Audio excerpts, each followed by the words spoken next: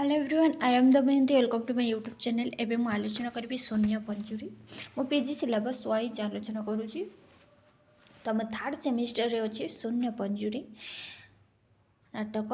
चरित्र होती शून्य पंजुरी रे 4 जण: अर्पिता, सपना, प्रसन्न, रमेश। आम शून्य पंजुरी रचयिता होती रत्नाकर चैनी। घर भितरु बासनकुसन टुंग टांग शब्द शुभुला। तारि सांगे सांगे भासी आसुथिला पूजारी सपनार भंगा भंगी सिनेमा संगीतर स्वर।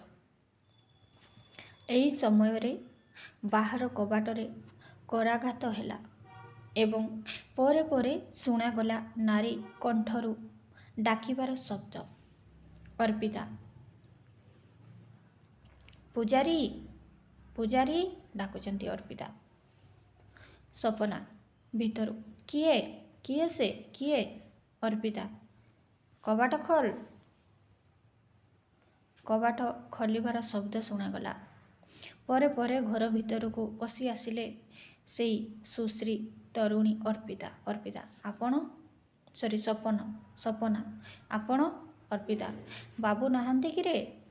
सपना, आपण आम बाबूंको कथा कहउचंती तो? अर्पिता, तम बाबू माने? सपना, आपण प्रसन्न बाबूंको कथा? अर्पिता, हाँ, डॉक्टर प्रसन्न कुमार मिश्र हैला।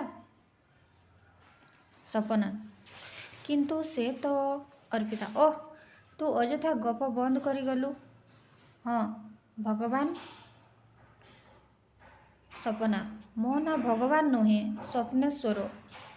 बाबू मते श्रद्धारे सपनी सपनी बोली डाकती। अर्पिता, अरे तू भगवान नुह? सपना, नाई सपना। अर्पिता, ताहेले या भितरे पुरुणा पूजारी को भी से बदलई देइछंती। हौ, तोर रोषेईबास सरिलाणी? सपना, नाई माँ, एई क्षणी आरंभ हबो। अर्पिता, आरंभ हबो कि रे?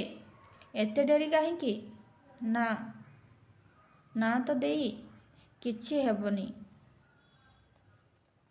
तो देई किछि हेबनी, मते सबु करिबाको हेबो। अच्छा ओ। अर्पिता कहते, आरंभ हबो कि रे? एते डेरी काहींकी? ना तो देई किछि हेबनी, मते सबु करिबाको हेबो।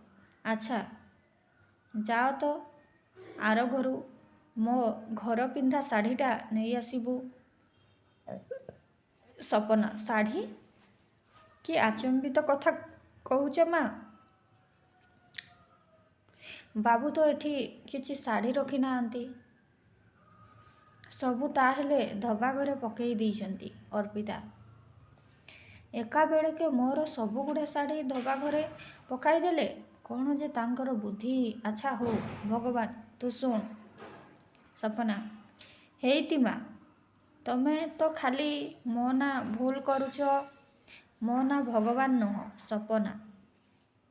अर्पिता, अच्छा सपनी, ए घरु आम फोटोटा गला कुआड़े गला कि रे? कुआड़े गला कि रे? सपना, कि फोटो माँ? अर्पिता, अरे आम फोटो, आम बाहाघर बेलर फोटोटाए घरे एइठी टंगा होइतिला, कुआड़े गला सेइटा? सपना, मु मोटे जानी नाई माँ, आखि छुची, मु मोटे देखिनी। अर्पिता, नाई, केही किछि देखिनी। घरर श्री संपद को सबू उजाड़ी दियो, जाओ सबू नष्ट हो जाओ। सपना, तेमे तो माँ खाली बिगुड़ुच। अर्पिता, जा, एई दिन केईटा भितरे सबू केमिति गोलमाड़ होइगला भड़ी लागुची। अच्छा चल तो आग टिकिए कॉफी तैयारी करी दे। सपना, कॉफी? कॉफी कौन हबो माँ? अर्पिता, अरे वे बका, बाबू तोर ऑफिस रु फेरिला मात्रे कॉफी पियंती। सपना, नाई तो माँ, बाबू बजार जाइछंती, बजार रु फेरिला मात्रे चा खांती। अर्पिता, चा? काहींकी रे, तू कौन कॉफी तैयारी करी देई पारुनु? से तो कॉफी खाइबा को भल पांती। सपना, ସେ ମୋତେ ଚା' ପାଇଁ କହନ୍ତି, ମୁଁ କରିଦିଏ। ହେଲେ ମା, ସତରେ ମୋ ହାତରେ ଭଲ କଫି ହୁଏନି। ଅର୍ପିତା, ଓଃ, ତମେ ସବୁ କେହି ଟିକିଏ ତାଙ୍କର ଯତ୍ନ ନେଇପାରୁନ। ସେ ବି ସେମିତିଆ ଗୋଟାଏ ଲୋକ। ନିଜେ ପଛେ ହଇରାଣ ହେବେ, ମୋ ପାଖକୁ ଖବର ପଠେଇବେନି। ହଉ, ତୁ ଷ୍ଟଭ୍ ଲଗା ଯା। ସପନା, ମୁଁ ସାଙ୍ଗେ ସାଙ୍ଗେ ଲଗେଇ ଦଉଛି, ତମେ ଆସ ମା। ଅର୍ପିତା, ସପନା। ସପନା, ମା, ମୋତେ ଡାକିଲେ? ହଁ। ଆଚ୍ଛା, ଏଠୁ ମୋ ପଶା ଶାଢ଼ୀଟା କୁଆଡ଼େ ଗଲା? ପଞ୍ଜୁରୀ ବି ଏଠି ନାହିଁ ତ?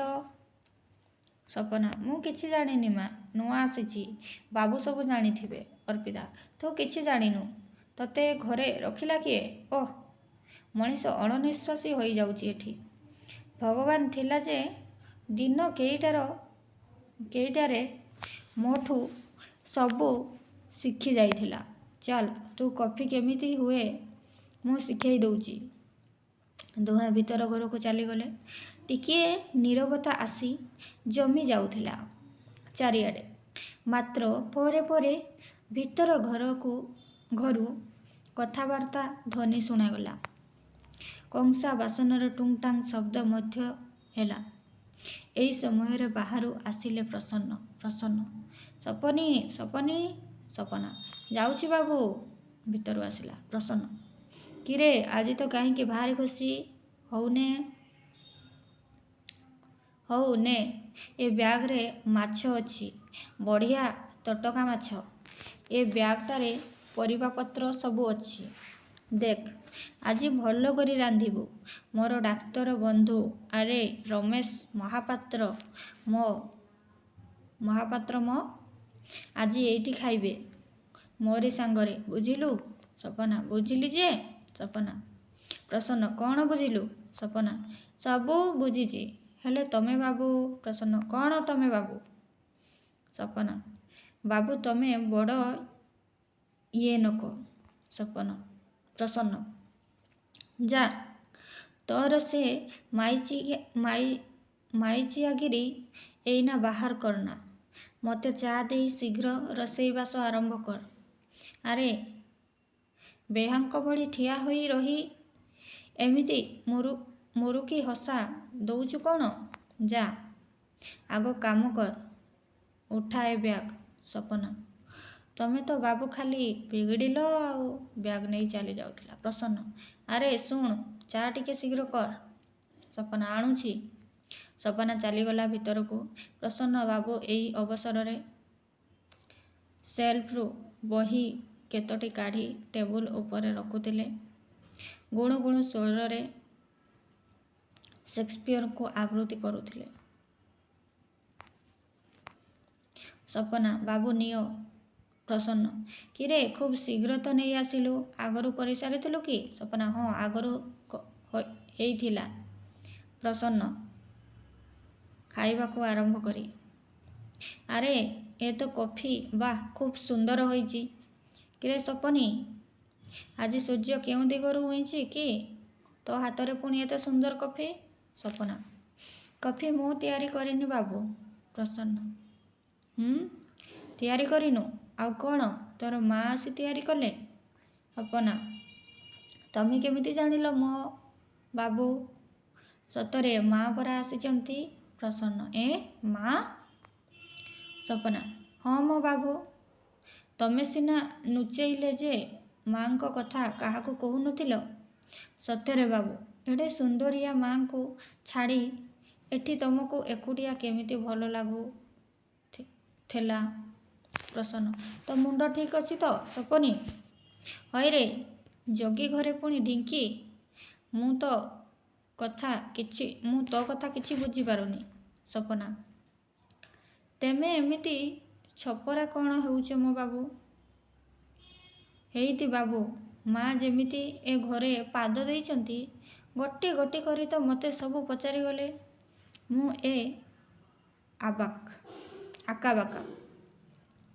ଏଇନା ସେ ନିଜେ ରୋଷେଇ କରୁଛନ୍ତି। ତମେ କଫି ଖାଇବାକୁ ଭଲ ପାଅ ବୋଲି ସେ ନିଜେ କଫି ତିଆରି କଲେ। ପ୍ରସନ୍ନ, ସପନୀ, ତୁ କ'ଣ ମୋତେ ବେଜତ କରିବୁ। ହେଇଟି ତୋ ମା ସଜେଇବା ସେତିକି ଥାଉ। ଚଞ୍ଚଳ ତୁ ତାକୁ ଏ ଘରୁ ବିଦା କର ଯା କହୁଛି। ଏହି ସମୟରେ ଘର ଭିତରକୁ ପଶି ଆସିଲେ ଅର୍ପିତା। ସେ ପ୍ରସନ୍ନ ବାବୁଙ୍କ ଶେଷ କଥା ଶୁଣିପାରିଲେ। ଅର୍ପିତା ପଶି ଆସିବା ଦେଖି ସପନା ରନ୍ଧା ଘରକୁ ଚାଲିଗଲା। ଅର୍ପିତା ବାସ୍, ଘରେ ପାଦ ଦେଉ ନ ଦେଉଣୁ ଆରମ୍ଭ ହୋଇଗଲା ଦୁଷ୍ଟାମି। ପ୍ରସନ୍ନ ମାନେ ମୁଁ ଅର୍ପିତା, ଏଇଟା କିନ୍ତୁ ତମର ଭାରି ଅନ୍ୟାୟ। ବାରମ୍ବାର ଆସି ତମ କାନରେ ବାଧା ଦେଇ ତମ ସ୍ୱାସ୍ଥ୍ୟ ପ୍ରତି ସଚେତନ କରାଇ ଦିଏ ବୋଲି ତମେ ମୋତେ ଘରୁ ଚାଲିଯିବାକୁ କୁହ। ମାତ୍ର ଆଜି ତମେ ସେଇ କଥାକୁ ଚାକର ପୂଜାରୀ ହାତରେ କହିବାର ଉଦ୍ଦେଶ୍ୟ କ'ଣ? ପ୍ରସନ୍ନ ଆପଣ ମୋତେ ଭୁଲ ବୁଝୁଛନ୍ତି ସମ୍ଭବତଃ। ଅର୍ପିତା ନା, ବରଂ ତମେ ମୋତେ ଭୁଲ ବୁଝୁଛ। ଏତେ ଦିନ ମୁଁ ତମଠୁ ଦୂରରେ ରହିଲି। ମନକୁ ବୁଝେଇଲା ଭଳି ଚିଠି ଖଣ୍ଡେ ବି ତମେ ଲେଖିଲନି। ଅଥଚ ବାବୁ ଏଣେ ପୂଜାରୀ ରାନ୍ଧଣା ଖାଇ କ'ଣ ହେଇଛି ତମ ରୂପ? ଏକବାରେ ବିରାଟ ପରିବର୍ତ୍ତନ। ତମର ସେ ବିରାଟ କଳା ଆଉ ବଳିଲା ବାହୁ, ହସ ମୁହଁ ସବୁ ଯେମିତି ବଦଳି ଯାଇଛି। ପ୍ରସନ୍ନ ଆପଣ କାହା କଥା କହୁଛନ୍ତି ମୋର ମନେ ହେଉନି। ଅର୍ପିତା ତମର ମନ ହା। ତମେ ପରା ଭୋଳାନାଥ, ଶିବଙ୍କର ଦ୍ୱିତୀୟ ଅବତାର। ଗୋଟାଏ ଜିନିଷ ଆଣିବାକୁ କହିଲେ ଆଉ ଗୋଟାଏ ଜିନିଷ ଧରି ଚାଲି ଆସ। ପ୍ରସନ୍ନ କ୍ଷମା କରିବେ ଆପଣ। ଅର୍ପିତା ହଁ, ଆପଣ ସମ୍ବୋଧନ ନ କରିବ କାହିଁକି? ଆମେରିକା ଫେରନ୍ତା ଡାକ୍ତର କି ନା? ପ୍ରସନ୍ନ ଆମେରିକା ଫେରନ୍ତା ଡାକ୍ତର ହେଲେ ଆପଣ ଏସବୁ ଜାଣିଲେ କେମିତି? ମୁଁ ଗୋଟେ ଅର୍ପିତା ହଉ, ସେ ଅଭିନୟ ରଖ, ଆଗ କୁହ ତ ମୋ ଶାଢ଼ୀ ଆଉ ପଞ୍ଜୁରୀ କେଉଁଠି ରଖିଛ? ପ୍ରସନ୍ନ ଶାଢ଼ୀ? ଅର୍ପିତା ଓଃ, ତମର ସେ କଥା ବି ମନେ ନାହିଁ? କେଇଟା ବର୍ଷ ଆମେରିକାରେ ରହି ଯେ ସବୁ ଭୁଲିଗଲ। ପ୍ରସନ୍ନ ଆପଣ କ'ଣ ଯେ କହୁଛନ୍ତି? ଅର୍ପିତା ହଉ ଏବେ କୁହ ତ ଆମ ବାହାଘର ବେଳର ଫଟୋଟା ଏ ଘରୁ କୁଆଡ଼େ ନେଲ? ନା ସେ କଥା ବି ମନେ ପଡ଼ୁନି? ପ୍ରସନ୍ନ ଫଟୋ ପୁଣି ବାହାଘର? ଅର୍ପିତା ବିରକ୍ତି ହୋଇ ହଁ ଫଟୋ। କ'ଣ ଏମିତି କଥାବାର୍ତ୍ତା କରୁଛୁ ମ? ଘରେ ଆସି ପାଦ ଦେଇ ଦେଖେ ତ ଏଠି ମୋର ଶାଢ଼ୀ ଖଣ୍ଡେ ହେଲେ ନାହିଁ। କ'ଣ ନା ବାବୁ ସବୁ ସଫା କରିବାକୁ ଦେଇଛନ୍ତି। ପୁଣି ମୋ ଶାଢ଼ୀ ଫଟୋ ଏ ଘରୁ କୁଆଡ଼େ ଚାଲିଯାଇଛି। ଗୋଟାଏ ହେଲେ ଜିନିଷ ଠିକ୍ ଠିକଣା ନାହିଁ। କାହିଁକି ଯେ ଏସବୁ ବିଶୃଙ୍ଖଳା? ରମେଶ ପଶି ଆସେ। ସବୁ ଠିକ୍ଠାକ୍ ହୋଇଯିବ ଅର୍ପିତା ଦେବୀ, ଆପଣ ତ ଆସିଲେଣି, ଏଥର କିଛି ଅସୁବିଧା ହେବନି। ଅର୍ପିତା ଆରେ ଆପଣ ଆସିଗଲେଣି? ପ୍ରସନ୍ନ ରମେଶ ବାବୁ ଆପଣ ଏସବୁ କିଛି ବୁଝିପାରୁନି। ରମେଶ ବ୍ୟସ୍ତ ହେବାର କିଛି ନାହିଁ, ସବୁ ଠିକ୍ ହୋଇଯିବ। ଆଚ୍ଛା ଅର୍ପିତା ଦେବୀ, ଆପଣ ଆଗ ପ୍ରସନ୍ନ ବାବୁଙ୍କ ପାଇଁ ଏବଂ ମୋ ପାଇଁ ଖାଇବାକୁ ପ୍ରସ୍ତୁତ କରନ୍ତୁ ତ। ମୁଁ ପୁରା ଆପଣଙ୍କ ଘରେ ଅତିଥି। ଅର୍ପିତା ଠିକ୍ ଅଛି, ମୁଁ ଅତିଥି ସତ୍କାର ବ୍ୟବସ୍ଥା କରୁଛି। ଆପଣ ଆଗ ଦେଖନ୍ତୁ ତ ତାଙ୍କ ସ୍ୱାସ୍ଥ୍ୟର ଅବସ୍ଥାକୁ। ରୂପ କ'ଣ ହେଇ ଆସିଲାଣି। ରମେଶ ଆପଣ ବ୍ୟସ୍ତ ହୁଅନ୍ତୁନି। ଆପଣଙ୍କ ଚେଷ୍ଟାରେ ପୁଣି ସେ ତାଙ୍କ ପୂର୍ବ ସ୍ୱାସ୍ଥ୍ୟ ଫେରି ପାଇବେ। ବୋଧହୁଏ ତା'ର ମୁଣ୍ଡ ଠିକ୍ ନାହିଁ। ଅର୍ପିତା ହସି ସେସବୁ କଥା ଆପଣ ଜାଣନ୍ତି। ଆପଣ ଏଥର ତାଙ୍କ ମୁଣ୍ଡ ଠିକ୍ କରନ୍ତୁ। ମୁଁ ଆପଣଙ୍କ ପାଇଁ ଖାଇବା ଠିକ୍ କରୁଛି। ଏ ସପନା ଡାକି ଭିତରକୁ ଗଲେ। ପ୍ରସନ୍ନ ରମେଶ ବାବୁ, ଏ ମୋରି ଘର ତ? ରମେଶ ନା, ଡାକ୍ତର ପ୍ରସନ୍ନ କୁମାର ମିଶ୍ରଙ୍କର ଘର। ପ୍ରସନ୍ନ ଏ ଥଟ୍ଟା ଗୁଡ଼ାକ ମୋତେ ଭଲ ଲାଗୁନି। ସତରେ ମୁଁ ବୁଝିପାରୁନି ଡକ୍ଟର ଏସବୁ କ'ଣ ହେଉଛି? ରମେଶ ଯାହା ହେବାର କଥା ହେଉଛି। ପ୍ରସନ୍ନ କିନ୍ତୁ ଆପଣଙ୍କ ଅର୍ପିତା ଦେବୀ ଏ ଖେଳ ଯେ କାହିଁକି ମୋ ସାଙ୍ଗରେ ହେଉଛି ମୁଁ ମୋଟେ ବୁଝିପାରୁନି। ରମେଶ ସବୁ ବୁଝିଯିବେ। ଆଗ ଯାଆନ୍ତୁ ବଜାରରୁ ଖଣ୍ଡେ ଦାମୀ ଶାଢ଼ୀ କିଣି ଆଣନ୍ତୁ। ପ୍ରସନ୍ନ ମୁଁ ପୁଣି କିଣିବି ଶାଢ଼ୀ? ଆଚ୍ଛା ରମେଶ ବାବୁ, ଆପଣ ତ ଜାଣନ୍ତି ମୁଁ ଏବେ ମଧ୍ୟ ଅବିବାହିତ। ରମେଶ ଜାଣେ। ପ୍ରସନ୍ନ ତେବେ ଜାଣିଶୁଣି ଏ ଫାର୍ସ କାହିଁକି? ମୋତେ ଏ ସମାଜରେ ଲୋକହସା କରାଇ ଆପଣ କି ଆନନ୍ଦ ପାଇବେ? ରମେଶ ଅନ୍ତତଃ ଗୋଟାଏ ଜୀବନ ଉଦ୍ଧାର ହୋଇପାରିବ ପ୍ରସନ୍ନ ବାବୁ। ପ୍ରସନ୍ନ ମୋ ଭଳି ଜଣେ ଗରିବ ଅଧ୍ୟାପକ ଉପରେ ଅତ୍ୟାଚାର କରି ଆପଣ କ'ଣ ଜଗତକୁ ଉଦ୍ଧାର କରିପାରିବେ? ଜଣକୁ ଉଦ୍ଧାର କରିବାକୁ ଯାଇ ଆଉ ଜଣକୁ ହଇରାଣ କରିବେ କାହିଁକି? ରମେଶ ଆପଣ ସେଇ ଇତିବୃତ୍ତ ଜାଣିନାହାନ୍ତି ପ୍ରଫେସର ମିଶ୍ର। ଜାଣିଲେ ହୁଏତ ଏକଥା କୁହନ୍ତେନି। ପ୍ରସନ୍ନ ଇତିବୃତ୍ତ? ରମେଶ ହଁ, ଅର୍ପିତାଙ୍କର ସ୍ୱାମୀ ହେଉଛନ୍ତି ଡକ୍ଟର ପ୍ରସନ୍ନ କୁମାର ମିଶ୍ର। ପ୍ରସନ୍ନ ସତେ? ରମେଶ ଡାକ୍ତରୀରେ ଉଚ୍ଚଶିକ୍ଷା ପାଇଁ ସେ ମଧ୍ୟ ଯାଇଥିଲେ ଆମେରିକା। ପ୍ରସନ୍ନ କିନ୍ତୁ ମୁଁ ତ ଜଣେ ଅଧ୍ୟାପକ। ମୋ ସବଜେକ୍ଟରେ ଡକ୍ଟରେଟ୍ କରି ମୁଁ ଫେରିଛି ଆମେରିକାରୁ। ଏଥିରେ? ରମେଶ ସେଥିରେ କିଛି କହିବାର ନଥିଲା। କହିବାର କଥା ହେଉଛି ଏଇ ଘର ବିଷୟରେ। ଅର୍ପିତା ଆଉ ତାଙ୍କ ସ୍ୱାମୀ ଏ ଘରେ ରହୁଥିଲେ, ଯେଉଁ ଘରେ ଆଜି ଆପଣ ଭଡ଼ାରେ ରହିଛନ୍ତି। ପ୍ରସନ୍ନ ଆପଣ ଏସବୁ କେମିତି ଜାଣିଲେ? ରମେଶ ଅର୍ପିତାଙ୍କ ଠାରୁ। ପ୍ରସନ୍ନ ମାତ୍ର ଆପଣ ତ ତାଙ୍କ ସହିତ ଏଇଠି ପ୍ରଥମେ? ରମେଶ ନା, ବହୁ ଆଗରୁ ମୁଁ ତାଙ୍କୁ ଶୁଶ୍ରୂଷା କରୁଥିଲି। C is a mental patient. ଜାହାଜରେ ତାଙ୍କର ସ୍ୱାମୀ ଆମେରିକା ଗଲାବେଳେ ବାଟରେ ଜାହାଜଟି ଧ୍ୱଂସ ହୋଇଗଲା। ପ୍ରସନ୍ନ ସତେ? ତାହେଲେ ଅର୍ପିତା ଦେବୀଙ୍କର ଇତିହାସ ଏମିତି କରୁଣ? ରମେଶ ସେ ଦିନଠୁ ତାଙ୍କର ପାଗଳାମି ଆରମ୍ଭ ହୋଇଛି। କାରଣ ପ୍ରସନ୍ନ ବାବୁଙ୍କୁ ସେ ଅତି ନିବିଡ଼ ଭାବରେ ଭଲ ପାଉଥିଲେ। ପ୍ରସନ୍ନ ସେ କଥା ତାଙ୍କ କଥାବାର୍ତ୍ତାରୁ ମୁଁ ବେଶ୍ ଜାଣିପାରୁଛି। ରମେଶ ଜାଣିଶୁଣି ଆପଣ ଚୁପ୍ ରହିଲେ ଚଳିବନି। ଆଜିଠୁ ଆପଣ ଅର୍ପିତା ଦେବୀଙ୍କର ନିକଟରେ ପ୍ରଫେସର ପ୍ରସନ୍ନ କୁମାର ମିଶ୍ର ନୁହେଁ, ଡାକ୍ତର ପ୍ରସନ୍ନ କୁମାର ମିଶ୍ର। ପ୍ରସନ୍ନ ମୋତେ ଗୋଟାଏ ଅଗ୍ନି ପରୀକ୍ଷାର ସମ୍ମୁଖୀନ କରାଉଛନ୍ତି ଡାକ୍ତର ବାବୁ। ମୁଁ ଯେ କ'ଣ କରିବି?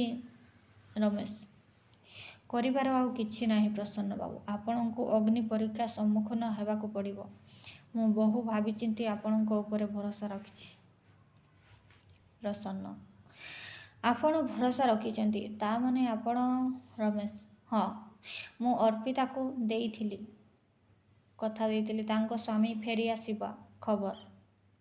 ସେ ଖବର ପାଇ ସାଙ୍ଗେ ସାଙ୍ଗେ ପାଗଳିନୀ ଭଳି ସେ ଛୁଟି ଆସିଲେ। ଏଠି ବାହାରୁ ଆପଣଙ୍କର ନାମ ଫଳକ ଦେଖି ତାଙ୍କର ଆନନ୍ଦର ସୀମା ରହିଲା ନାହିଁ। ଡକ୍ଟର ପ୍ରସନ୍ନ କୁମାର ମିଶ୍ର ନାମ ହିଁ ତାଙ୍କୁ ପୂର୍ବୋକ୍ତି ସବୁ ଫେରାଇ ଦେଲା।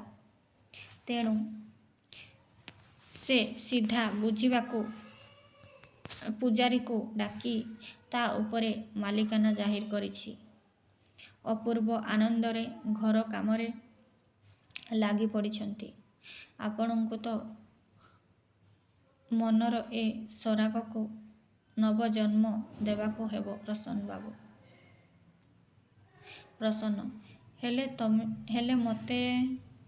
ଓଃ ମୁଁ କ'ଣ କରିବି ଡକ୍ଟର? ମୋତେ ଆପଣ? ରମେଶ ଆପଣ ତାଙ୍କର ସବୁ କଥା ପୂର୍ବରୁ ଜାଣିଥିଲା ଭଳି ପୂରଣ କରିବେ। ପ୍ରସନ୍ନ ବେଶ୍, ତାହେଲେ ମୋରିଠାରୁ ଆପଣ ଅଗ୍ନି ପରୀକ୍ଷା ଆରମ୍ଭ ହେଉ ରମେଶ ବାବୁ। ଆପଣ ସେଇ କାମ କରନ୍ତୁ ଯେପରି ମୁଁ ଏ ପରୀକ୍ଷାରୁ ଉତ୍ତୀର୍ଣ୍ଣ ହୁଏ। ରମେଶ ସେ ବିଶ୍ୱାସ ମୋର ଆପଣଙ୍କ ଉପରେ ଅଛି। ମୋର ସବୁ ସଫଳତା ଆପଣଙ୍କ ଉପରେ ନିର୍ଭର କରୁଛି। ଏହି ସମୟରେ ଅର୍ପିତା ଘର ଭିତରକୁ ପଶି ଆସିଲେ। ଅର୍ପିତା କେବଳ ତାଙ୍କ ଉପରେ ନୁହେଁ, ସମସ୍ତଙ୍କ ଉପରେ ନିର୍ଭର କରୁଛି। ଆଗ ସମସ୍ତେ ମୁହଁ ହାତ ଧୋଇ ପକାଅ, ଖାଇବା ପିଇବା ରେଡ଼ି। ରମେଶ, ଆମେ ବି ଏକବାରେ ଖାଇବାକୁ ରେଡ଼ି। ଅର୍ପିତା, ଆପଣଙ୍କ ବନ୍ଧୁଙ୍କର ମୁଡ୍ ଠିକ୍ ହେଇଗଲା ତ? ରମେଶ, ହଁ, ଆପଣଙ୍କ ପ୍ରସନ୍ନ ଏକବାର ପ୍ରସନ୍ନ। ଯା, ଆପଣ ବେଳେବେଳେ ଯେ କ'ଣ କହନ୍ତି କାହିଁକି, ମୁଁ ତ ଆଗରୁ ଯାହା ଥିଲି ଏବେ ବି ସେୟା। ଅର୍ପିତା, ତାହେଲେ କିଛି ସମୟ ଆଗରୁ ମୋ ସହ ଏମିତି କାହିଁକି କଥାବାର୍ତ୍ତା କରୁଥିଲ? ପ୍ରସନ୍ନ, ସିଏ ମୋର ଅଭିନୟ ଅର୍ପିତା।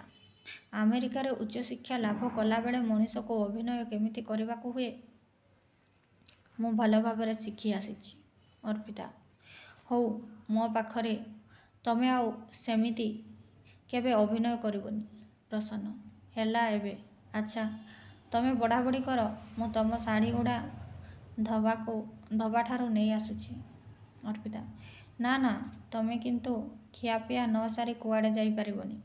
ଏଣିକି ମୁଁ ଆଉ ତମକୁ ନିଜ ପ୍ରତି ଅନ୍ୟାୟ କରିବାକୁ ଦେବିନି। ରମେଶ, ଠିକ୍ କଥା।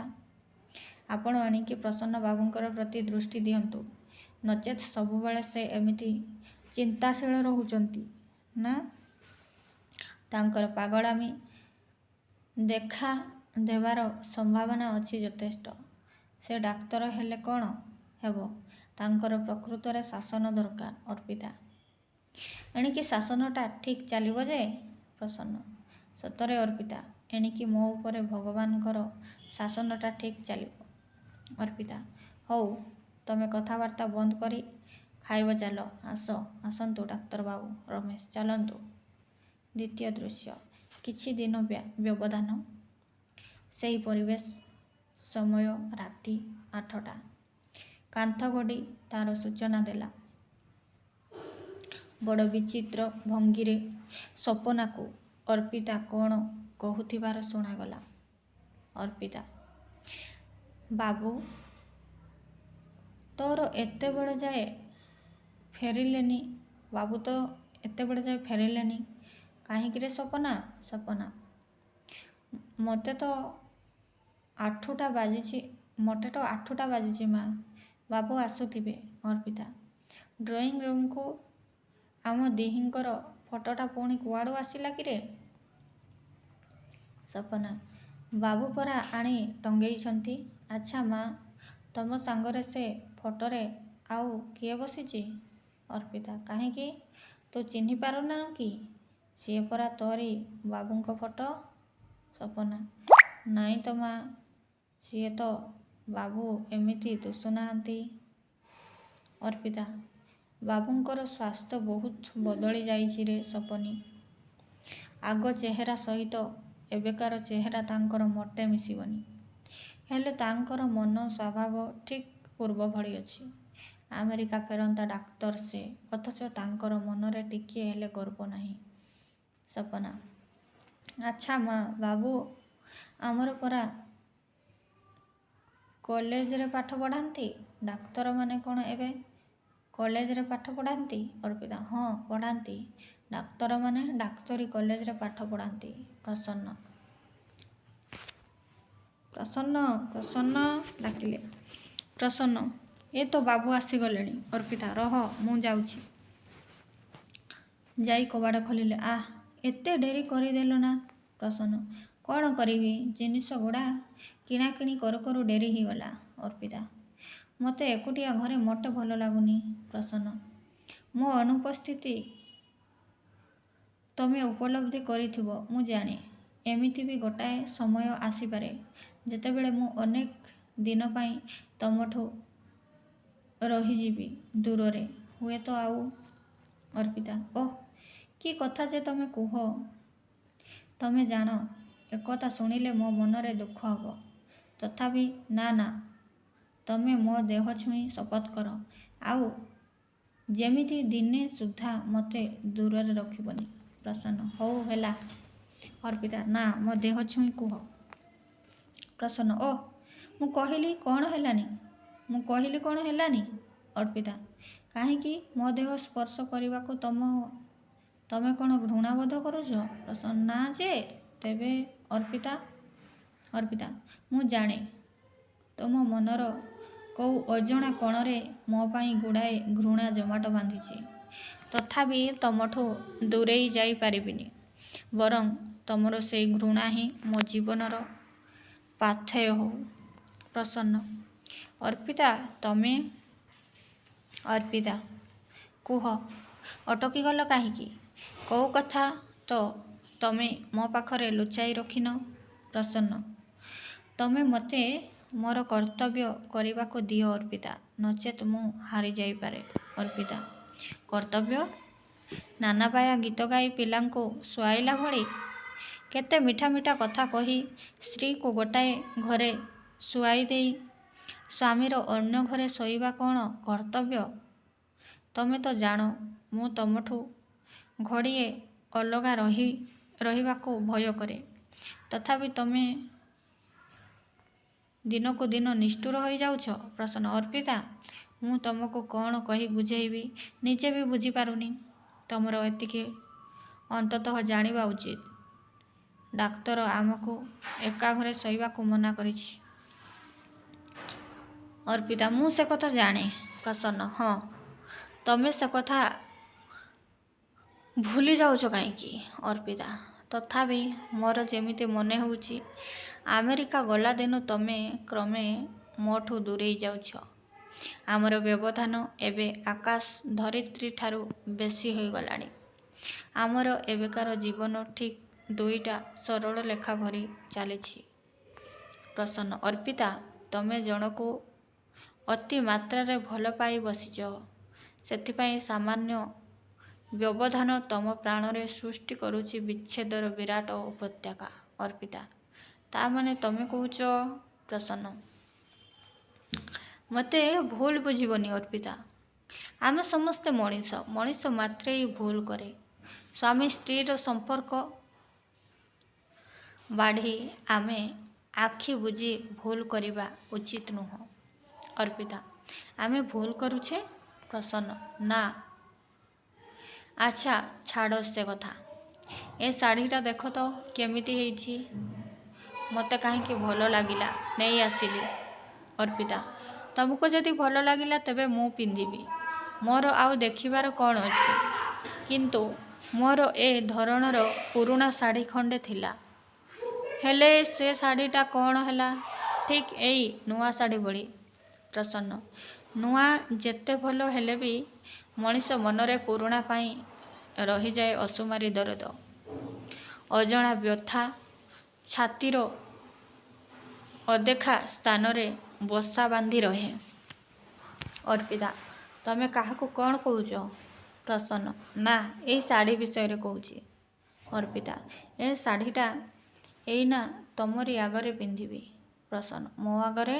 ନା ବରଂ ତମେ ତମ ଶୋଇବା ଘରେ ପାଲଟି ଆସିବ ଯାଅ। ଅର୍ପିତା କ'ଣ ତମେ କହୁଛ? ସବୁଥର ତ ଶାଢ଼ୀ ଆଣିଲେ ନିଜ ଆଗରେ ପିନ୍ଧିବାକୁ କୁହ, ଅଥଚ ଆଜି? ପ୍ରସନ୍ନ ସବୁଦିନେ ସବୁ କଥା ରହେ ନାହିଁ ଅର୍ପିତା। ତମେ ମୋ କଥାକୁ ଭୁଲ ବୁଝନା। ଡାକ୍ତର ବାବୁଙ୍କ ଆସିବା ବେଳ ହେଇଗଲାଣି। ତମେ ମୋରି ଆଗରେ ଶାଢ଼ୀ ପିନ୍ଧୁଥିବ, ସେ ପଶି ଆସିଲେ କ'ଣ ଭାବିବେ? ଅର୍ପିତା ସତେ ତ ମୁଁ କିନ୍ତୁ ପ୍ରଥମେ ତମ କଥା ବୁଝି ନପାରି ବିରକ୍ତି ହେବାକୁ ଆରମ୍ଭ କରିଦେଇଥିଲି। ପ୍ରସନ୍ନ ତମେ ଫଟାଫଟ ଦେଖିଲଣି? ଅର୍ପିତା ଆମ ବିବାହକାଳୀନ ଫଟୋ ତ?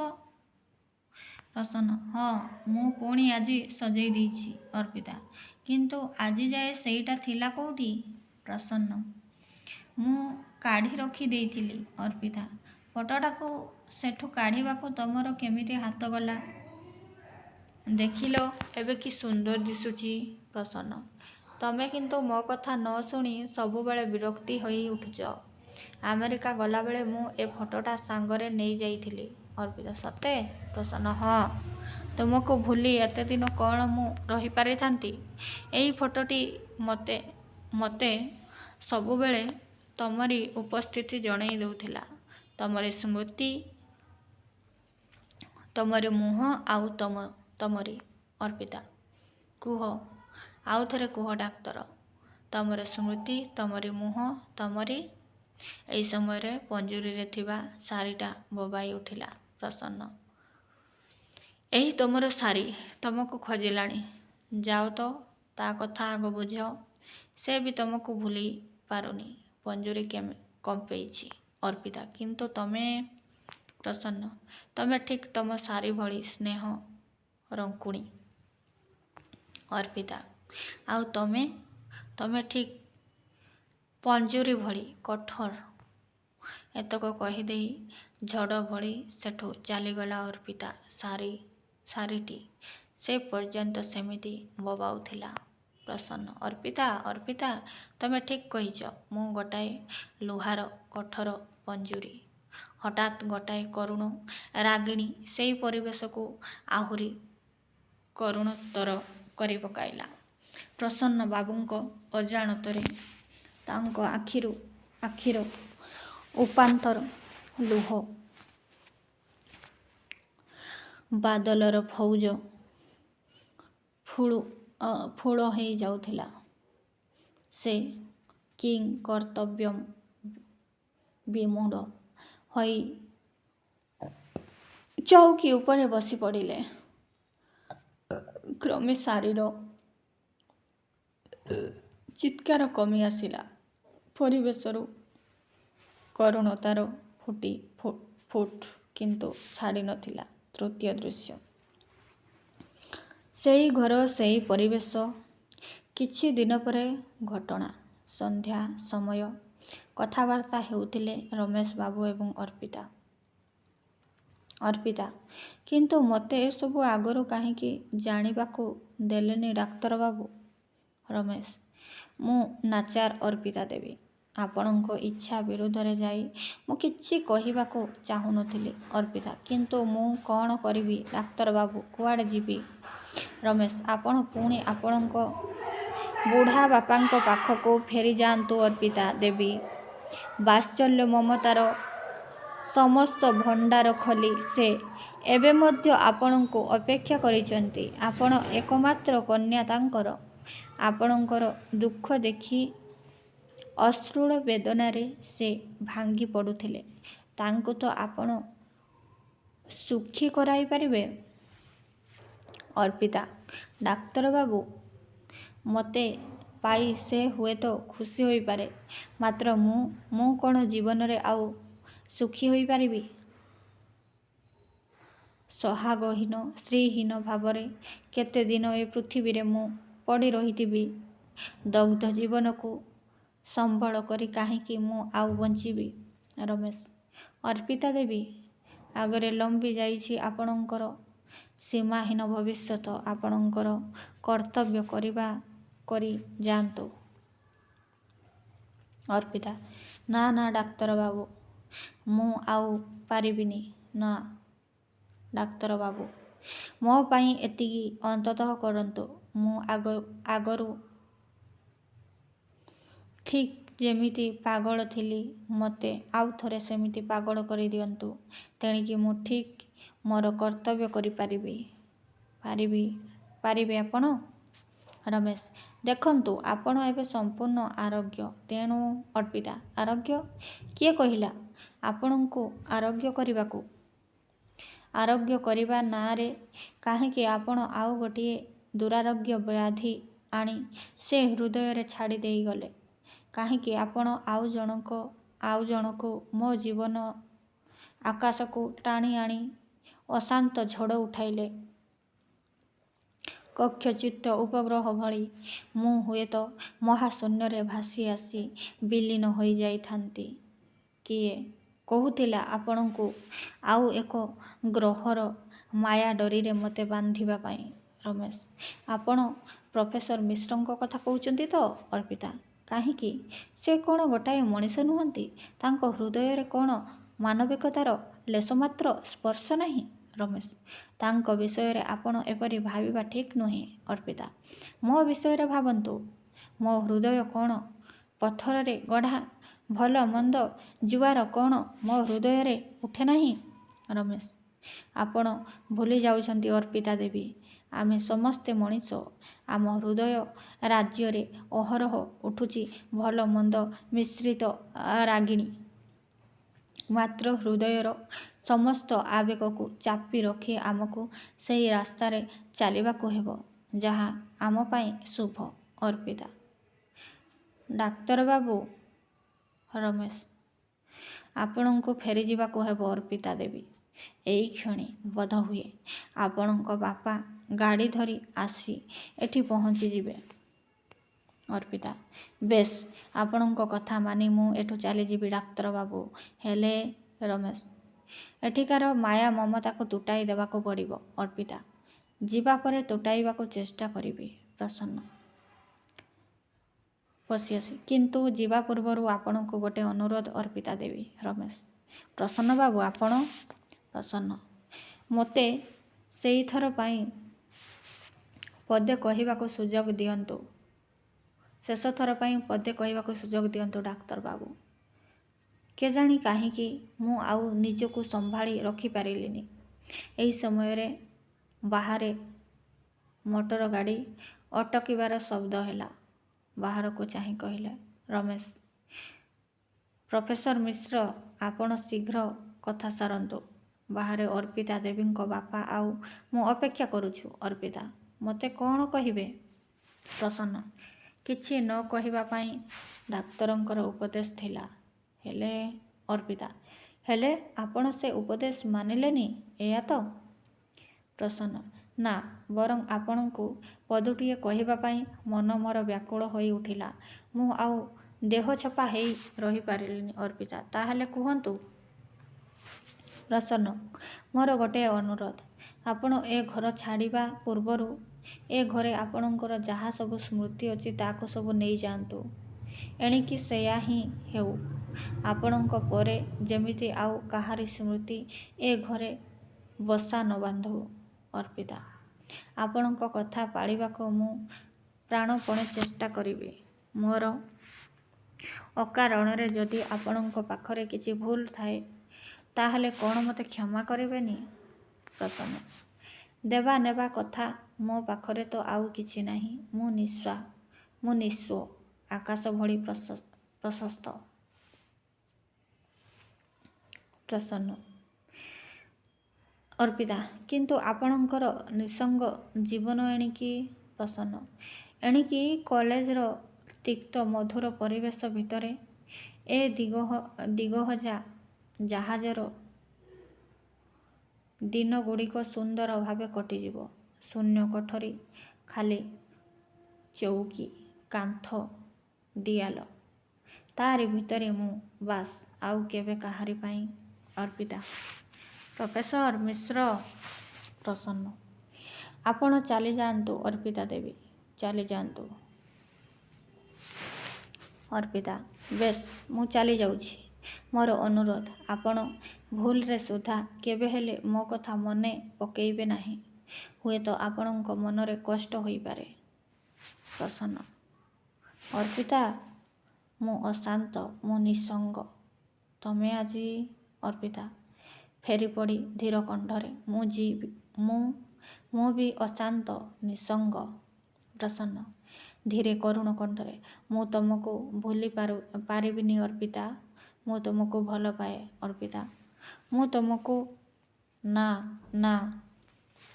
ଦ୍ରୁତ ପଦକ୍ଷେପରେ ସେ ଚାଲିଯାଉଛି ବାହାରକୁ। କୋଠରୀରେ ନୀରବତା। ବାହାରେ ଗାଡ଼ି ଷ୍ଟାର୍ଟ ହେବାର ଶବ୍ଦ। କ୍ରମେ ଗାଡ଼ି ଦୂରକୁ ଚାଲିଯାଇଛି। ଏହି ସମୟରେ ଘର ଭିତରୁ ପଶି ଆସିଛି ସପନା। ସପନା। ବାବୁ, ମା ଚାଲିଗଲେ? ପ୍ରସନ୍ନ। ଯିଏ ଯେମିତି ଆସେ ଚାଲିଯାଏ ସେମିତି। ସପନା। ତମ କଥା ମୁଁ କିଛି ବୁଝିପାରୁନି ବାବୁ। ପ୍ରସନ୍ନ। ତୋର କିଛି ବୁଝିବା ଦରକାର ନାହିଁ। ଯା, କପେ ଗରମ ଚା ଆଣ। ସପନା। ଚା ଆଣିବି ନା କଫି? ପ୍ରସନ୍ନ। କଫି। ଅର୍ପିତାର ସ୍ୱର।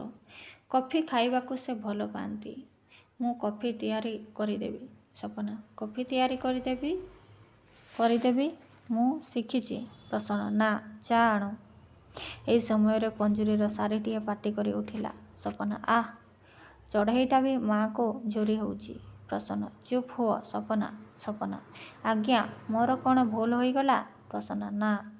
ହଠାତ୍ ଅସମ୍ଭବ ଭାବରେ ନୀରବ ହୋଇଗଲେ ସେ। ସପନାକୁ ଆଉ କିଛି କହିବା ପୂର୍ବରୁ ସେ ପଞ୍ଜୁରୀ ପାଖକୁ ଯାଇ ଦ୍ୱାର ଖୋଲିବାକୁ ଲାଗିଲେ। ସପନା ବାବୁ ବାବୁ ପଞ୍ଜୁରୀ ଦୁଆର ଖୋଲନି ବାବୁ, ଶାରୀ ଉଡ଼ିଯିବ। ଉଡ଼ିଯିବ ବାବୁ। ପ୍ରସନ୍ନ ଶାରୀକୁ ଆଣି ଉଡ଼ାଇ ଦେଇଛି। ସପନା ବାବୁ ଏ କ'ଣ କଲେ ବାବୁ? ଶାରୀଟା ଉଡ଼ିଗଲା। ପ୍ରସନ୍ନ ଉଡ଼ିଗଲା ହା ହା ନା। ପାଗଳ ଭଳି ସେ କେବଳ ହସୁଥିଲେ। ତାଙ୍କ ହସ ଶୂନ୍ୟ କୋଠରୀରେ ପ୍ରତିଧ୍ୱନିତ ହେଉଥିଲା। ତ ଏତିକିରେ ଶୂନ୍ୟ ପଞ୍ଜୁରୀ ନାଟକ ସମାପ୍ତ। ରହୁଛି ନମସ୍କାର।